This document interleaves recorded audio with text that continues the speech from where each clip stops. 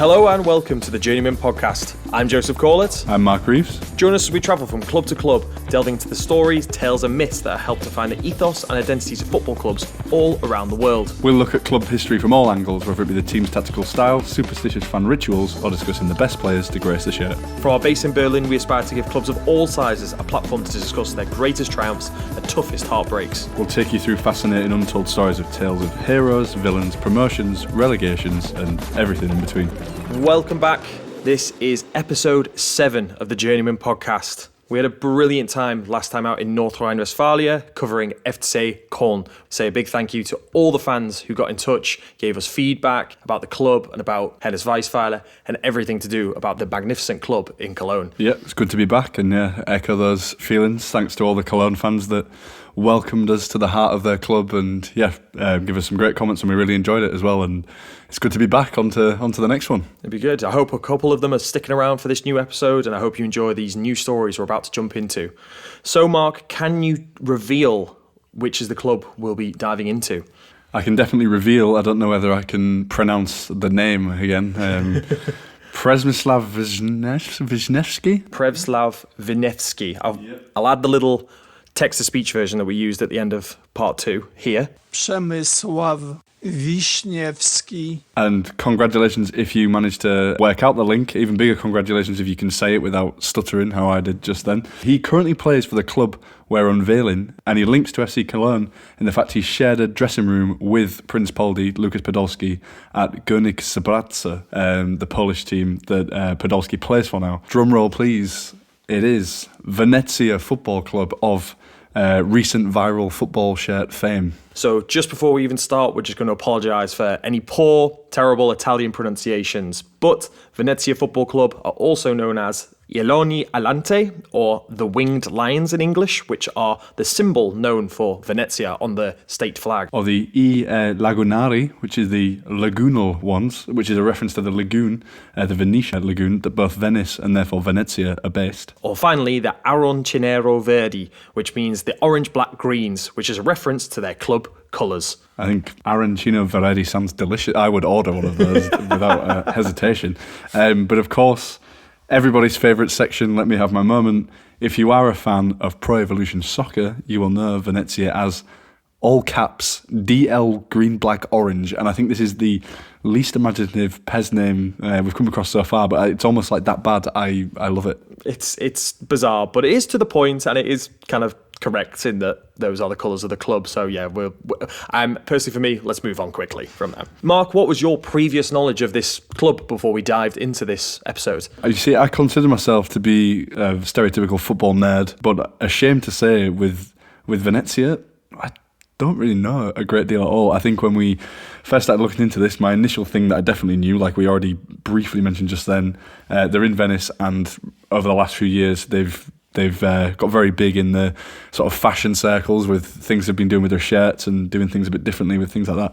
To be honest, that's the most I know, really. Ethan Ampadu there on loan before. That's about it, to be honest. I can't say that I know much more other than because of their amazing kits, I've kind of dived into their Instagram, social media kind of presence. They've got an amazing stadium that's in a kind of fantastic location. And other than that, this is one of the reasons why we wanted to dive into their actual footballing history.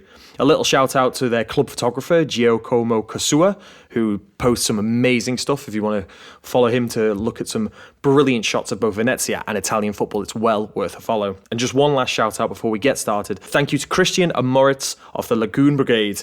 Without you two, this pod would be missing loads of great information and great insights, so thank you. But without further ado, let's get into it. Yeah, let's go for it.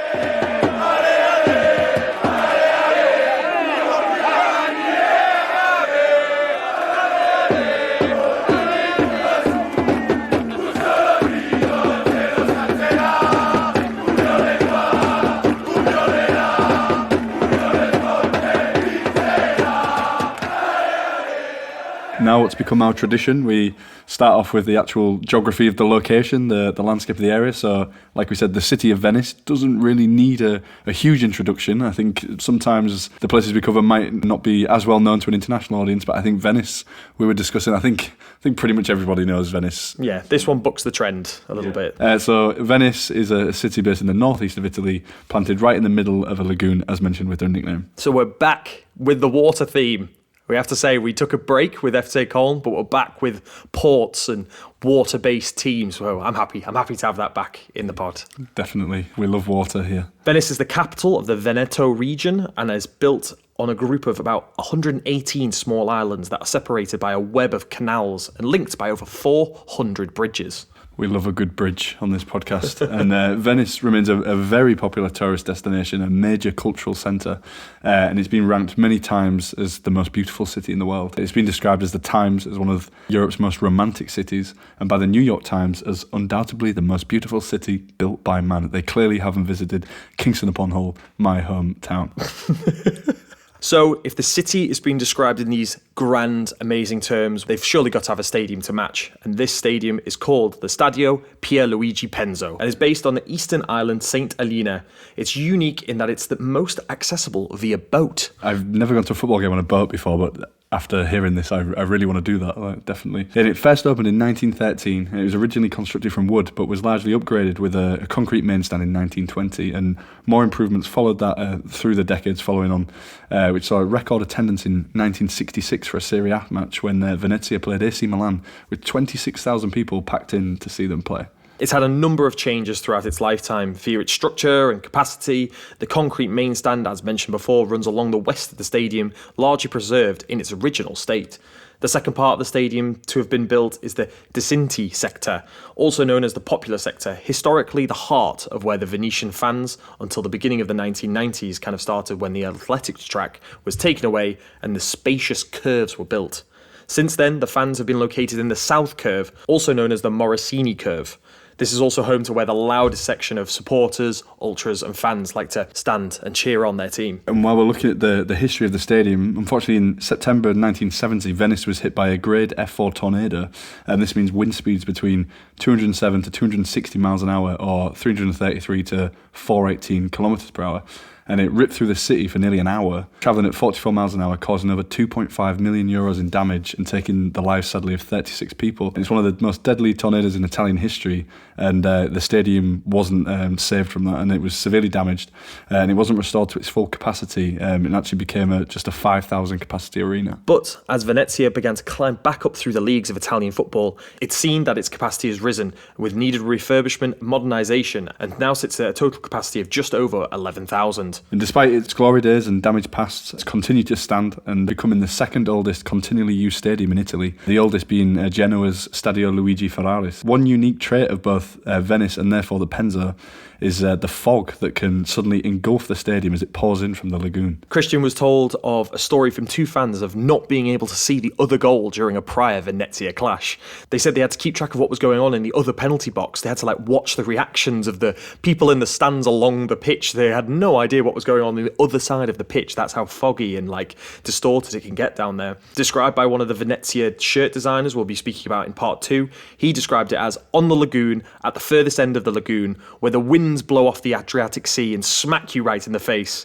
Meanwhile, a player is just trying to bend a ball into the box via a corner of a free kick. I think this is a great way to describe maybe how erratic and windy the Penzo can get when it's down there in the lagoon. Very, very evocative. And so moving on from that, the location geography, we'll look at the football geography landscape in the area, look at rivalries, friendships, and considering the main part of the island is only 5 kilometres wide, Venezia fans do actually have to look towards the mainland for their footballing rivals. And to a certain degree, they have to look within themselves for rivals as well. As in 1987, Venezia and Mestre merged to create Calcio Venezia Mestre. This is how Venezia came to have their orange, black and green colours, as originally Venezia used simply black and green and Mestre used black and orange. The following season, the club would come to be known as just Venezia 1907, and thus excluding any kind of past reference to Mestre altogether. This caused tensions to rise between both sets of supporters, as Mestre caused problems as they kind of saw their club being erased from history, so to speak. But we'll be diving back into that much more later, as it contains so many juicy stories. Yeah, and they also exchange healthy rivalry with various teams scattered across the region, with Calcio Padova, which are 44 kilometres to the west, Treviso, which is 30 kilometres to the north, Vicenza, who are 67 kilometres to the west, and lastly Hellas Verona, who are just over 121 kilometres away in the west.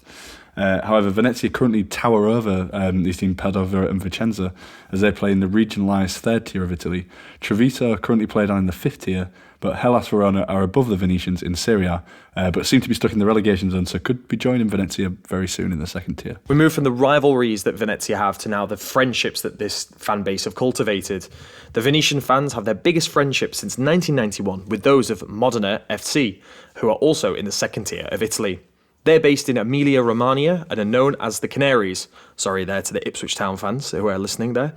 Or Giallo Blau, meaning yellow and blue. When they play against each other, they share banners, flags sporting each other's colours. One picture of one of the banners, sent from Christian, celebrated the 8th of December 1991, the date of the confirmation of this friendship between two clubs. The twinning with Modena is particularly beautiful, as both sets of fans have helped the other city in times of need. So Venice supporters helped people in Modena after the earthquake in 2012, while Modena helped Venetians after severe flooding in 2019. And they combined with Venezia fans to help the various rescue missions and help clear water and things like that. Venezia have a similar friendship with Pistoiese, which was confirmed in 1996, and they find themselves in Serie D at the moment. Their nicknames are the Arancini, meaning orange, and Olandesina, meaning remarkably little Dutch girl. We get the Dutch bit with the orange, not sure on the little girl part. With Venezia ultras identifying as left-leaning politically, they share friendships with the likes of St. Pauli in the German second tier, Salernitana in the top tier of Italy, Go Ahead Eagles in the first division of Holland, and Rapid Vienna in the first tier of Austria. A little interesting detail from the perspective of Italian travelling fans relating to Salernitana is that it's described that travelling down the country, anywhere past Rome, is passionate, but going past Salerno, where Salernitana is based, is love, proper dedication. Referencing that the roads to Rome are good. From Rome to Salerno, it's kind of getting bad, and from there downwards, it's just awful. Pointing out specifically that the highway Salerno-Reggio Calabria is known as Italy's worst highway. So a little perspective there on the away days of Italy. You don't want to be travelling down south, basically. They also share good relations with a host of other Italian clubs like Benevento, Ternana, Union Clodinese and Calcio San Donna. And combining their friendships and hatreds, the Venezia Ultras went to support Calcio San Donna when they played against Treviso. So I like this. It's ticking all the boxes. We're supporting our friends and we're going to our rivals as well. I like it. I love the fact they've got so many friendships with other Italian clubs. Clearly, a lot of teams love travelling to Venezia. I don't blame them, to be fair, getting to travel to an amazing, beautiful city to support your club. And then, I think it's worthwhile. Friendships. I imagine it's a quality away day. Probably a very expensive away day, but a good away day.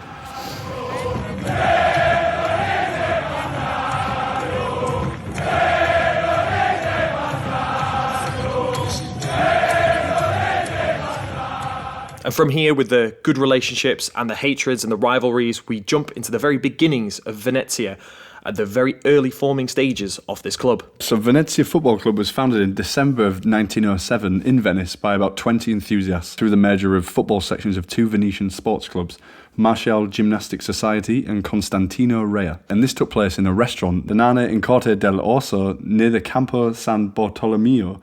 So Italian. And what we love about this also is, when we looked at other clubs, these early days, the foundings, most English clubs, as a very blanket, stereotypical rule, they are founded in a pub in the town or village by 2 or 3 different clubs coming together. I just love it's very stereotypical. We have the pubs, and Venezia was born in an Italian restaurant, which I really like. Swapping with the German culture and the English culture of a pub, and there's probably some Aperol spritzers doing the rounds here whilst they draw up their plans for the beginnings of Venezia Football Club here. Among the founders were Davide Fano, the first president, Walter Amiska from Swiss club FC Winterthur, the first coach and captain of the club too.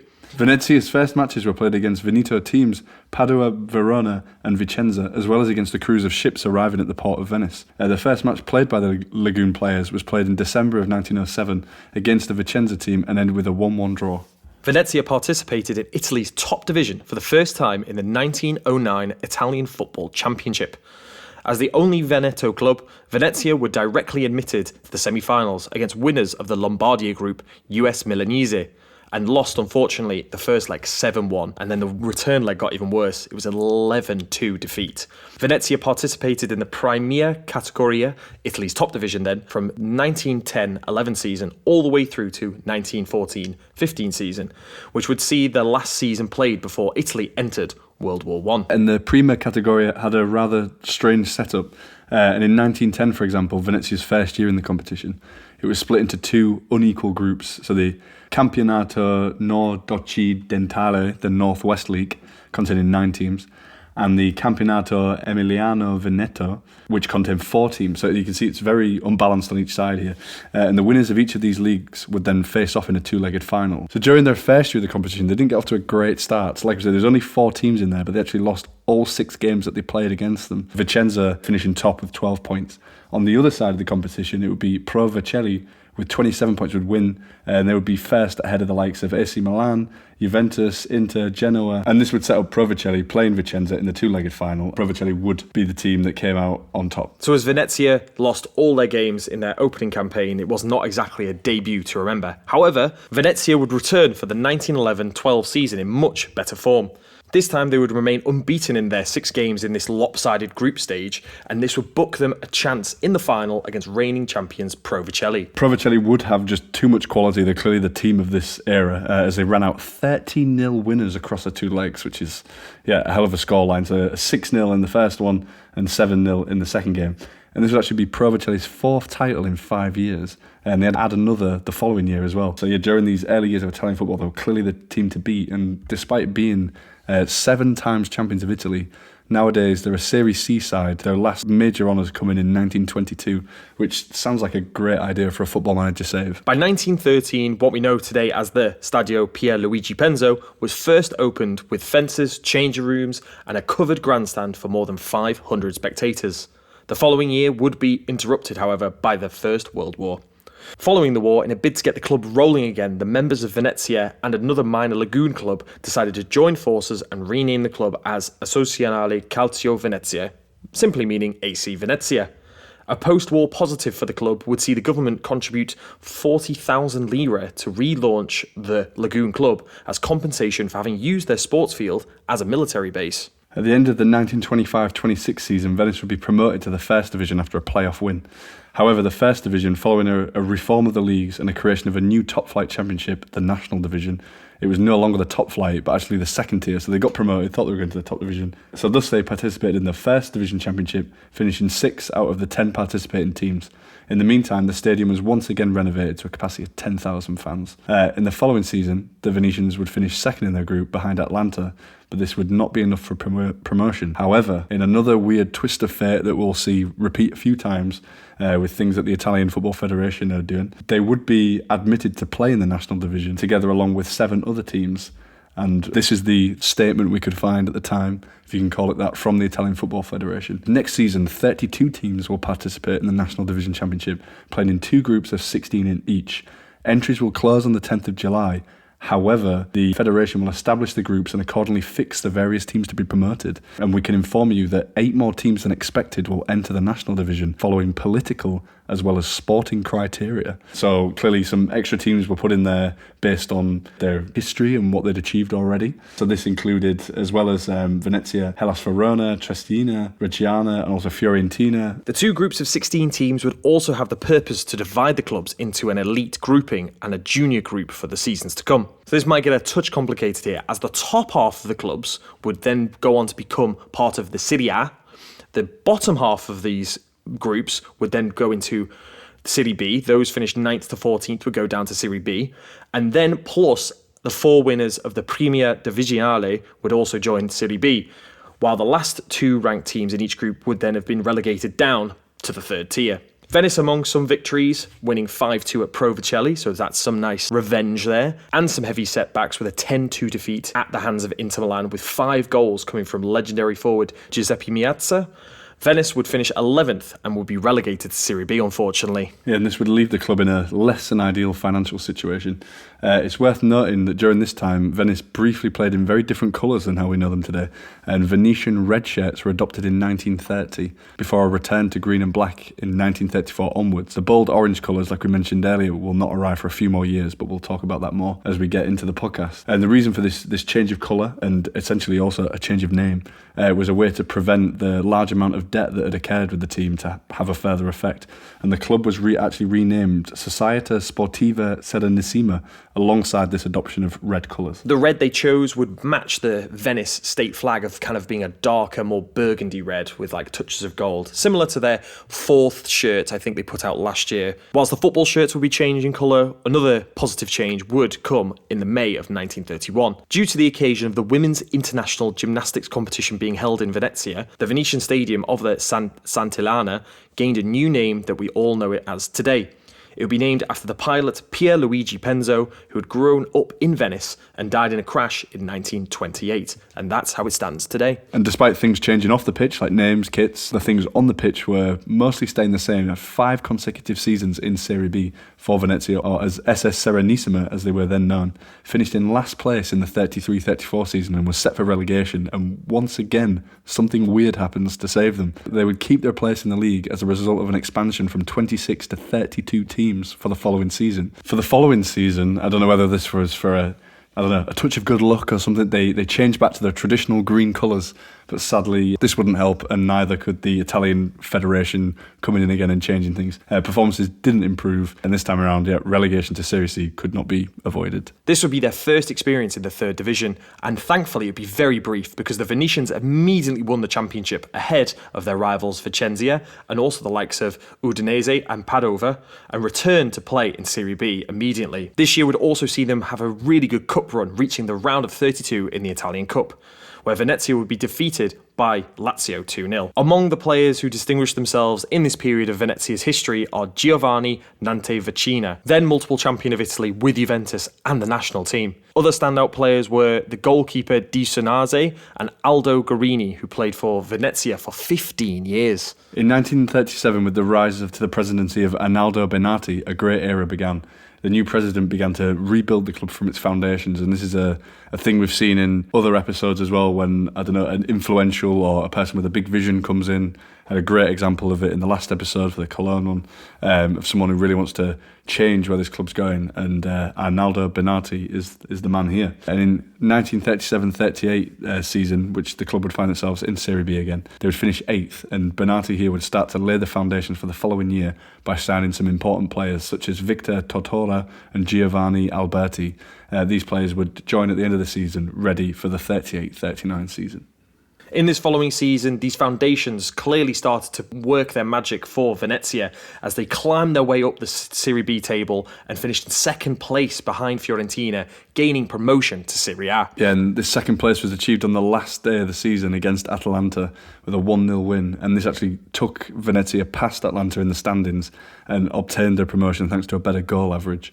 The winning goal, scored in front of 5,000 fans from the Lagoon, was by Francesco Penigo, who is still the player from the club to have scored the most Serie A goals. He was a standout player for Venezia, playing 8 seasons at the club before moving to now friends of the club, Modena, where he also won a place in the Italian national team. He would make a total of 212 appearances in Serie A with 75 goals, and he is still top scorer for both Venezia and Modena in the top division. It's quite a cool thing of like these teams that have this friendship but also have the same top goal scorer for both of them. It's quite cool. He played only twice for the national team at the London Olympic Games, scoring 5 goals, 4 against the United States and 1 against Denmark. He is one of only 6 players in the history to score 4 goals in 1 game for Italy, so he's part of a very exclusive club there for the Italian national team. And among the other sort of great architects of this promotion was also Giuseppe Girani, who's the hometown manager of this team.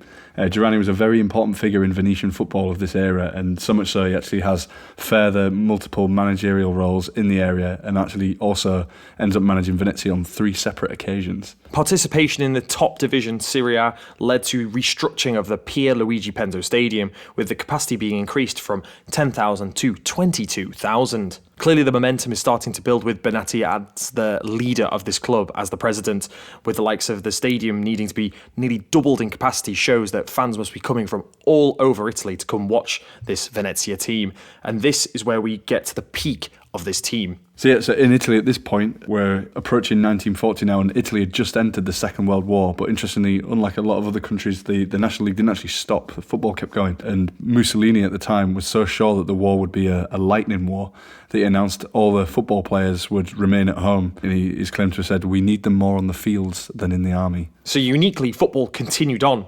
For example, the 1940-41 Coppa Italia was the 8th edition of the tournament. But interestingly, despite being the 8th edition, only 6 of the 7 previous 7 tournaments had actually been completed. This was due to the 1926-27 tournament being abandoned at the round of 32, simply put, due to a lack of interest, very bizarrely. And this, as we read more into this 1926-27 Coppa Italia, it just got stranger and stranger as we read more about it. So this shambolic year would see Venezia would actually exit in the first rounds at the hands of rivals Treviso 3-0. But elsewhere in the tournament, the first round game between Fiumana and Fiume ended 5-0 to the hosts, but the result was annulled as the referee did not arrive. So they lost their 5-0, no referee, very Sunday League stuff. Then the game between Fionte Genova and Genovese was cancelled with the score at 2-2 and had to be replayed due to a quote from the translation. We've got a technical error by the referee, which we were imagining in 1926-27 what a technical error by the referee is. Like, did he forget his whistle? The whistle stopped working, or was it he just made a decision that bad that they refused? Like, we cannot carry on. In the modern era, there's many technical factors that can go wrong for a referee. You have the microphones, the cameras, the VAR, the goal line technology. But this is 1926. I'm imagining. Do you remember, like, it was earlier this season, the Arsenal game where the VAR wouldn't connect and the players kept coming in out of the tunnel and going back. I'm imagining in 1926-27, like the referee's just stood blowing on his whistle and no sound's coming out, and all the players are going back inside. All the fans are wondering what's going on. Maybe he lost the P from his whistle and he couldn't control the players, and they were just like, "What's going on here?" And he was just blowing hot air, clearly, or something like that.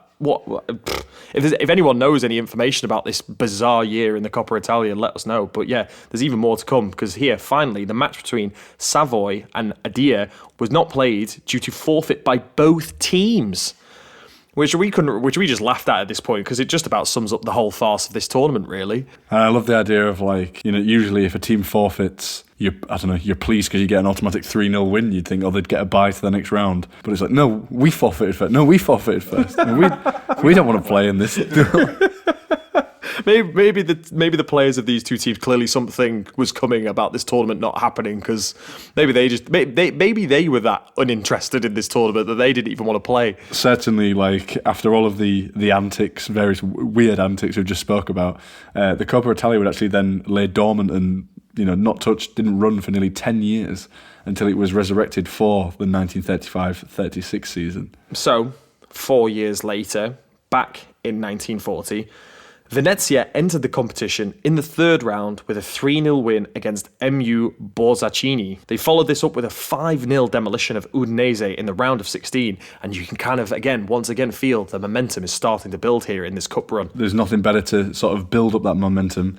We're playing Bologna, who were holders of the Scudetto at the time, the champions of Italy, and Venezia would actually win a very eventful game, 4-3, setting up a semi-final with Lazio.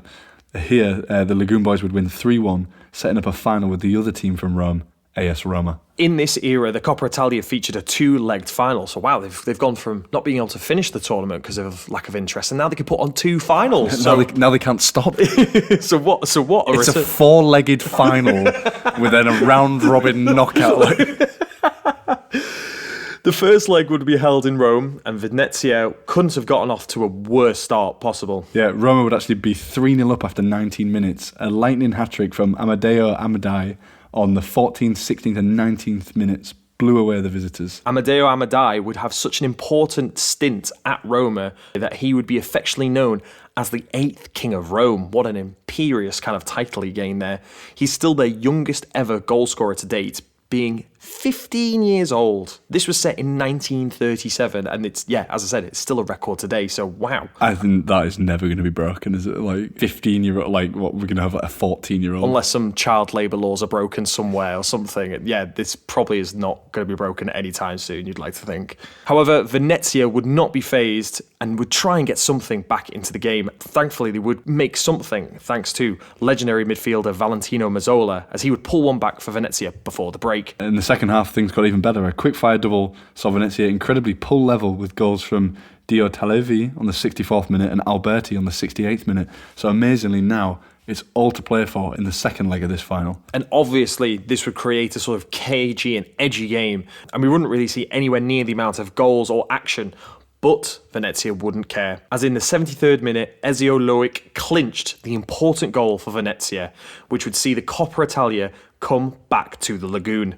The club's victory was a big surprise, managing to get one over AS Roma, and it still remains today as Venezia's greatest ever achievement in their club's history. It's amazing, and for this point in time where the club is, and like we said, when the new director came in and had a vision and stuff, and things have moved very fast. Yeah, it's a massive success, and I think one thing we want to do is look at two very young stars in this team that helped get them there, that we briefly mentioned, who scored crucial goals in that Coppa Italia success. So Ezio Loic, as you mentioned, who got the 73rd minute winner in that second leg, and also Valentino Mazzola, who scored the first goal in the first leg to make it 3-1. And this was a formidable midfield duo. Let's learn a bit more about these two guys.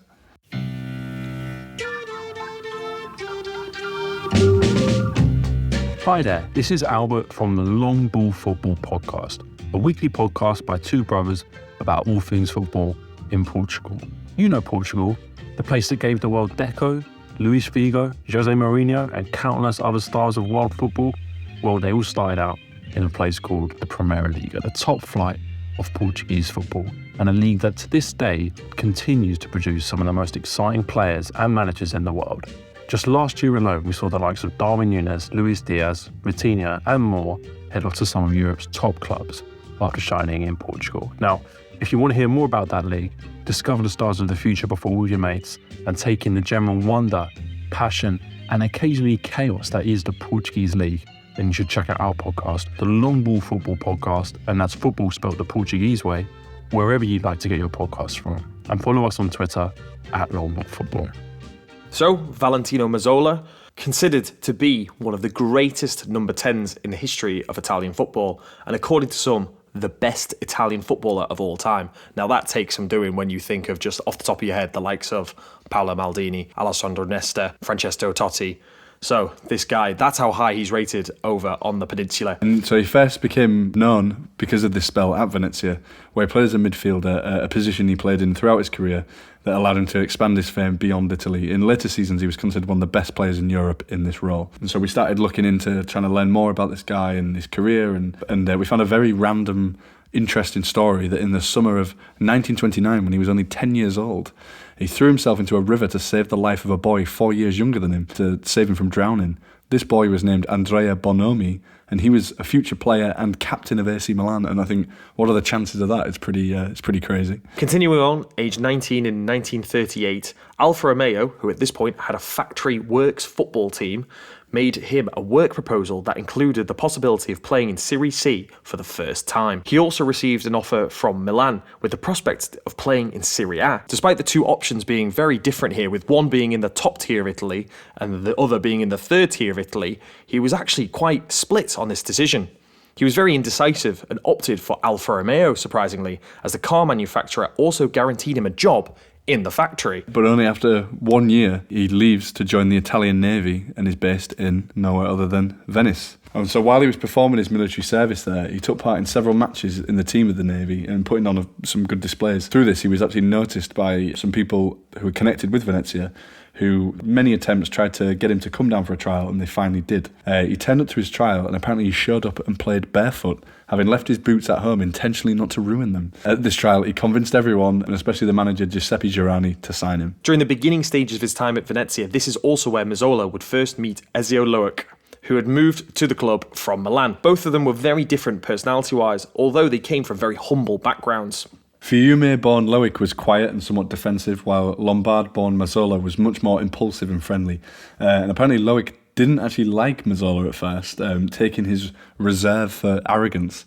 But soon they found a way of understanding each other, and very clearly, because this was seen on the pitch. And this partnership of the two attacking midfielders, Mazzala in a time we were discussing Mazzola being one of the greatest Mazzalas, is quite poetic. But yeah, this partnership was based on Loic's generosity and Mazzola's just rare, pure talent. And soon they became two of Italy's most coveted young players. Mazzola's career with Venezia started modestly, with a 10th place finish in 1940 and a 12th place finish the next season. In 1941, this is where it would get a lot better, with the team winning the Coppa Italia final against Roma and then following that up with a 3rd place finish in the league in 1942. Mazzola's relationship with Loic was just getting started though. Yeah, so that brings us to Ezio Loic, and he was a right midfielder with great movement and strength, and fans apparently called him the Elephant for his slow and powerful progress. And also to the Venezia fans, he was known as the man of impossible goals. Some very niche nicknames here. We did have to double check and triple check when he was named the Elephant, and did a couple of translations to try get whether or not his slow and powerful progress was correct, but that's what it was. So that's what Enzio was called. So hey, the Elephant. And so after that Coppa Italia victory at Venezia, these two guys, Loic and Mazzola, would both join Torino, where they would immediately then win a domestic double and 5 consecutive Serie A titles. So I think, of course, Torino are building a great team there, but this is a sort of thing just to rally home how good these two were. After achieving great things at Venezia, they then move on to Torino, and this is where we want to quickly dive into a little bit of this story. The Torino team, which was then joined by the two men from Venezia, would become known as the Grande Torino.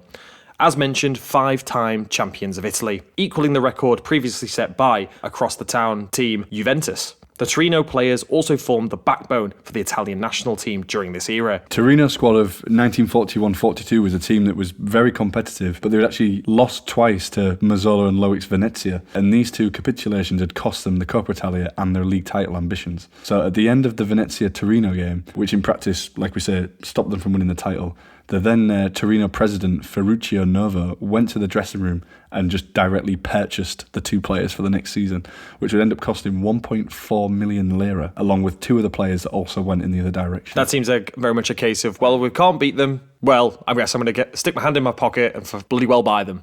I love the idea of who was the manager that, I think it was Phil Parkinson in England. It used to be a thing of it was Phil Parkinson or Phil Brown, whereas every time a striker scored against them, he would then just sign them. Because it's well, he scored against me, so it must be all right. I think it was Parkinson. But yeah, I love the idea of just stuff like this where you imagine it in a more recent context. I'm trying to imagine I don't know. Well, I mean, it's probably quite believable with Todd Bowley at Chelsea right now. It's like Chelsea draw, I don't know, Forest Green Rovers in the cup or something. Or probably get Souček to go in goal for you. Yeah.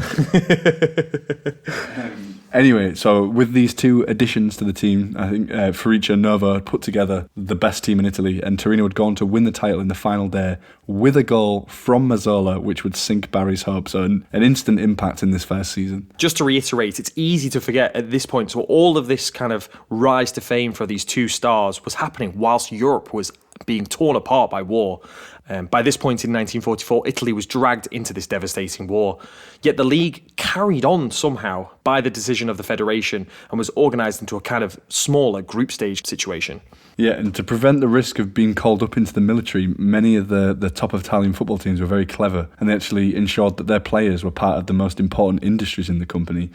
So by passing them off as being indispensable to the national war machine and managing to stop them from being able to be called up. And the Torino chairman, Ferruccio Novo, who you've clearly seen already is a bit of a wheeler-dealer, had agreed a collaboration with Fiat. And here, this agreement basically was that Mazzola and his teammates would be classified as workers at the Fiat factory.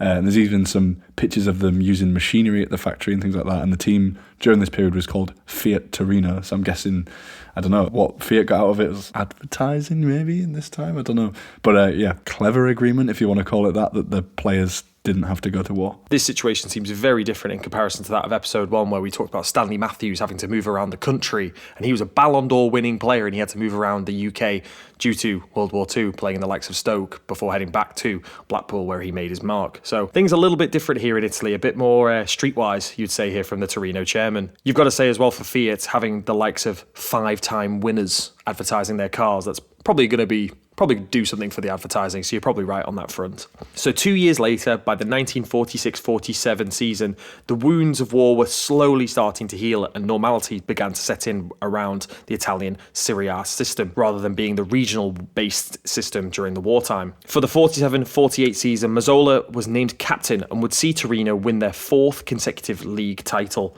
with 5 games to spare.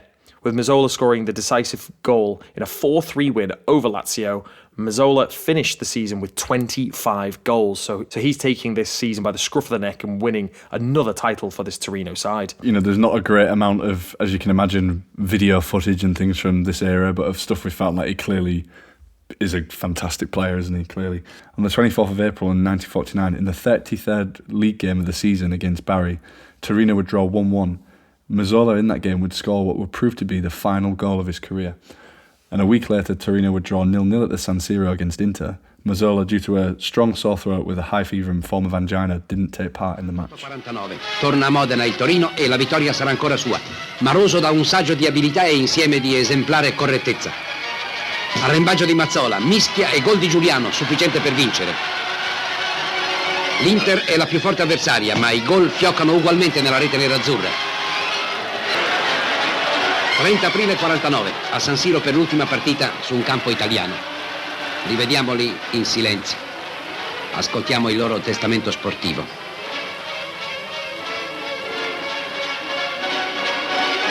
Squadra blocco, squadra armonia, squadra volontà, soprattutto volontà. On the 1st of May, the day after this match against Inter Milan, Torino would fly to Lisbon to play a friendly against Benfica. The match, which was organised by Mazzola as a farewell to the captain of the Portuguese national team, Francisco Ferreira, ended 4-3 to the Portuguese side. The two had previously met in February when Italy had beaten Portugal 4-1 in Genoa. Ferreira and Mazzola had met in the restaurant in the afternoon and discussed the match that Benfica would dedicate to the Portuguese captain, with the proceeds donated to charity. Despite suffering from the illness that saw him miss the Inter Milan game, Mazzola was determined to attend this match that, like you say, he had organised. The day after the match, the Torino squad boarded their plane for the return journey to Italy. And they took off from Lisbon at 9 a.m. and the flight landed at the airport in Barcelona at 1. And while the aircraft was being refuelled during the stopover, the Torino squad actually met and had lunch with the AC Milan team, who were on their way to Madrid. At 10 minutes to 3, the Torino plane set off for its final leg towards Turin, back home. The flight's route was to take it over Toulon, Nice, Albenga and Savona. However, above Savona, the plane turned north in the direction of the capital of Piedimonte, where it was expected to arrive in around 30 minutes. The weather at the time in Turin was poor, and at 4:55 the airport communicated the weather situations to the pilot. The clouds were almost touching the ground, showers, strong southwest winds, and very poor horizontal visibility. At 5:03 the plane made a turn to the left, returned to level flight and aligned to prepare for landing, when it crashed into the back of an embankment at the Basilica of Superga. The pilot, who likely believed the Superga hill was off to his right, would have seen it suddenly emerge directly in front of him at a speed of over 180 kilometers per hour, or 110 miles per hour, with a visibility of less than 50 meters. And he would have had absolutely no chance to react. The only part of the aircraft which remained partially intact was the tail section. At 5:05 the airport radioed the plane but received no response. Of the 31 people on board, nobody survived. The whole active Torino team, therefore also almost all of the Italian national football team, lost their lives in the crash. Club officials, including the manager, Erno Agri Erbstein, the coach, Englishman Leslie Liversley, also perished in the accident, as well as the crew and 3 well-known Italian sports journalists. The task of identifying the bodies was entrusted to the former manager of the Italian national team, Vittorio Pozzo, who had called up most of Torino's players initially to the Azzurri. At the request of rival teams, Torino were immediately proclaimed winners of the 1948-49 Serie A season, and the opponents, as well as Torino, fielded their youth teams for the remaining 4 games of the season. On the day of the funeral, 500,000 people took to the streets of Turin to give a final farewell to the players. The following season, the other top Italian teams were asked to donate a player to Torino. The shock of the crash was such that the following year, the Italian national team travelled to the 1950 FIFA World Cup in Brazil by ship. A truly devastating and tragic incident. Even though this episode is about Venezia, we simply had to cover this event, especially with the involvement of Loic and Mazzola. Truly shocking. Like I'd heard of it before, but didn't know the full details, and sort of our timeline was really getting to know these players, understand what they'd done, and then you get to that and it's like crazy thing to essentially their whole squad and all of these people never came back is crazy. And also the fact that the last time these players were seen together as a team was during a dinner with a fellow rival of the likes of AC Milan, kind of in a kind of nice, nostalgic way, is kind of like a respectful homage to how great this team must have been, that they were able to like share a dining room with one another, enjoy one final meal before this unfortunate fate struck this Torino team. Yeah, it must have been quite a weird feeling for those Milan players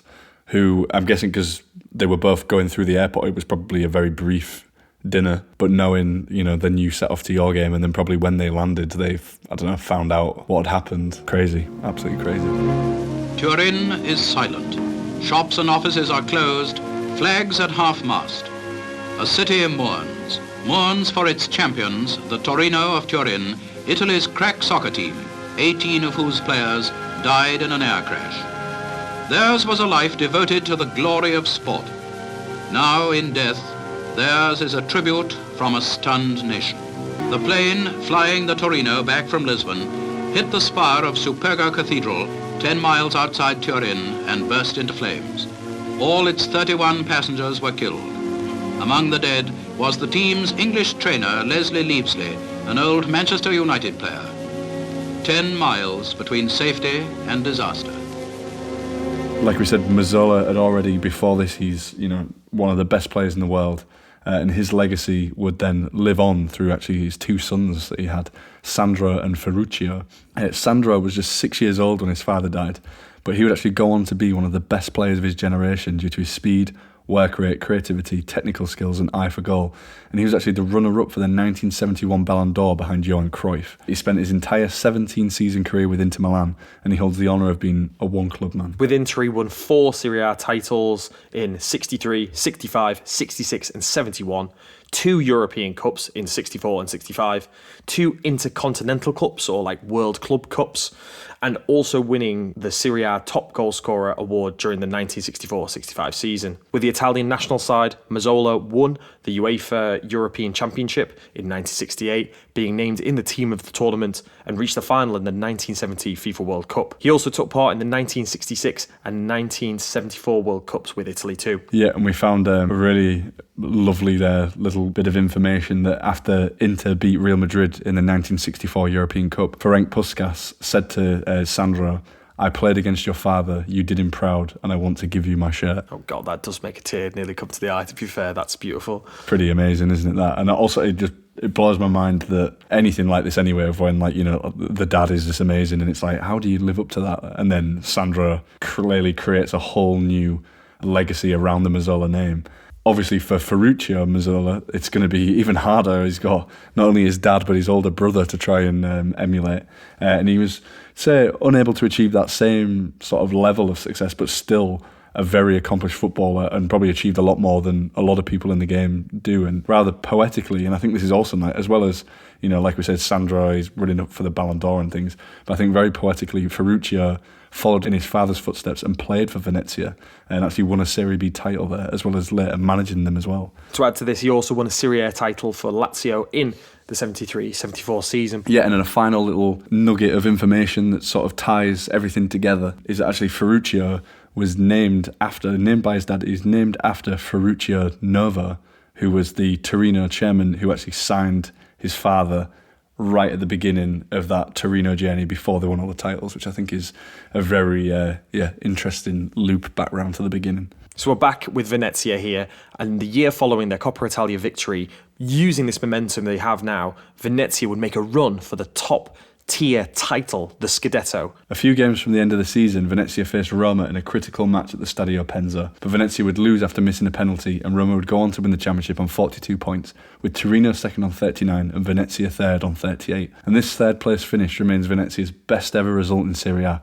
Venezia might have beaten Roma in the Coppa Italia final, but unfortunately here it seems that Roma got some revenge on Venezia the following season, beating them to the Scudetto title. Also in the 41-42 Coppa Italia, Venezia defeated Torino in the round of 32, Pisa in the round of 16 and Bologna in the quarterfinals, but would lose to AC Milan in the semi-finals 2-1. So as the club moved forward without their star players Mazzola and Loic, Venezia would struggle in the 42-43 season. This is when losing these two players, not only so talented but clearly so influential on this team, it's always going to be a struggle, and a struggle it was. They finished 14th in the table and needed to defeat Bari in a relegation tiebreaker to remain in Serie A. So whilst domestically Venezia struggled in the league, they would actually go on another amazing cup run, reaching their second final in 3 years. However, in this final, Venezia would face some very familiar faces, as they would lose to Torino 4-0 with none other than Mazzola scoring against his former club. I wonder if he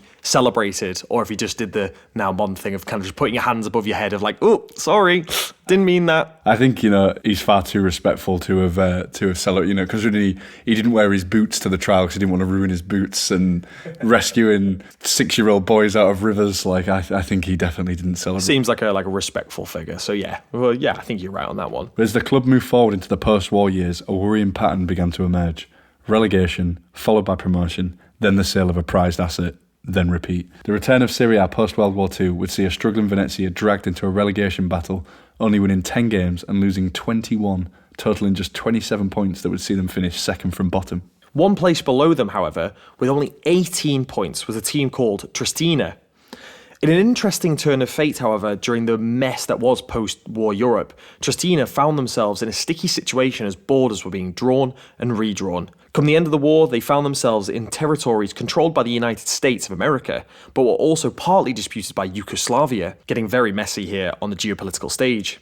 Details on this is kind of a bit blurry and it's kind of hard to come by, but we're kind of guessing that the Italian authorities, in a bid to kind of keep the geopolitical peace at the time, readmitted Triestina to the Serie A top tier at the expense of Venezia and Brescia going down to Serie B. And they even played the following season with 21 teams in the top flight. Triestina would take full advantage of this kind of miracle decision, finishing fourth in the league behind Torino, AC Milan and Juventus. And despite that strange quirk, Venezia were still relegated, but they now began this period where they would bounce between the top tiers with occasional visits and prolonged stays to the third division. And just to sort of, I think, try and sum up how much they were bouncing around in this time.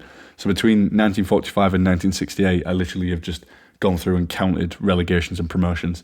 So during this period, they were relegated 6 times, promoted 4 times, but within there's some 4 or 5 year stays going all the way down to Serie C and then coming back up again. So this is a really turbulent time. I imagine probably quite an entertaining one for a fan of one season you're going up, you're getting battered every week, and then you win and then go back up, then you get battered for 2 years but then destroy the league for 2 years. I think you just lose track. You'd be like, are we in Serie C? Are we off to Brescia, or are we off to the San Siro, or are we off to a field in the south of Italy or something? Are we good now? Are we Despite this turbulent part of Venezia's history, they were still producing brilliant players. However, unfortunately, this is where they became assets and had to basically move them on to try keep some money and try hopefully settle their positions in any which way division. For example, they were forced to sell goal scorer Adriano Zecca to Roma. Mario Renosto would be sold to AC Milan, and he immediately won the Scudetto in his following season, again proving his quality. Goal scorer Peter Bruccini would be sold to Inter Milan, where he would then win back-to-back Serie A titles. So despite this turbulence on the field, off the field at the academy, they are clearly doing something down there at Venezia. Clear even from the calibre of club that their players leave to go to, and then what they achieve afterwards, winning Scudettos and things like that, they've had some very good players here, but it's just a very, very turbulent time at the club.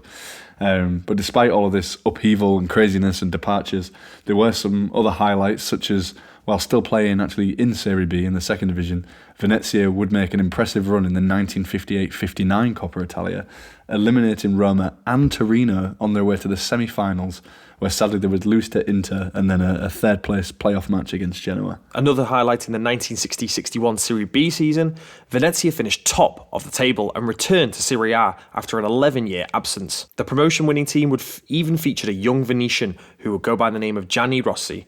The triumph was celebrated with a procession of gondolas escorting the Bisona Ceresina, the traditional Venetian ship carrying the players from the Stadio Penzo to the Piazza San Marco. This sounds so much better than an open-top bus through the city.